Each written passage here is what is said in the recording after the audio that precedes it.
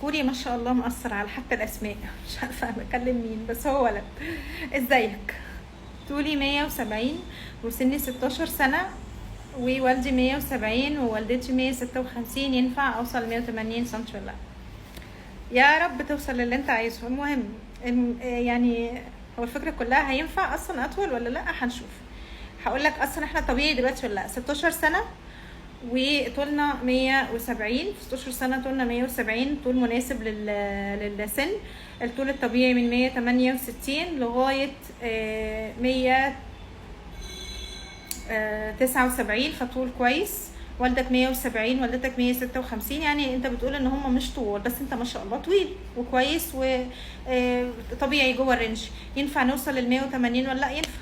انت لسه 16 سنه، معاك سنتين ممكن تطولوا فيهم او 4 سنين، على حسب ايه؟ على حسب العظم بتاعك هيقفل بدري ولا متاخر.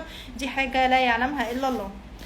طيب هنعمل ايه؟ هناخد الزنك، زنكترون كبسوله بعد الغداء او قرص بعد الغداء. هناخد الدي دب او الدي دب 10000 او الكوباد 10000 اللي هو فيتامين د، القرص بعد الغداء مره واحده في الاسبوع. وهناخد التشيكس جرو الارجينين، هناخده حوالي 17 سنتي قبل النوم كل يوم. ونعمل تمارين اطاله ونهتم بالتغذيه بتاعتنا، على الاقل يكون في كوبايتين لبن كل يوم، 2 بيضه او 3 كل يوم، مع البروتين بتاع الغداء بتاعنا اللي موجود. وناكل كويس، هنطول ان شاء الله، ممكن نوصل ل 180.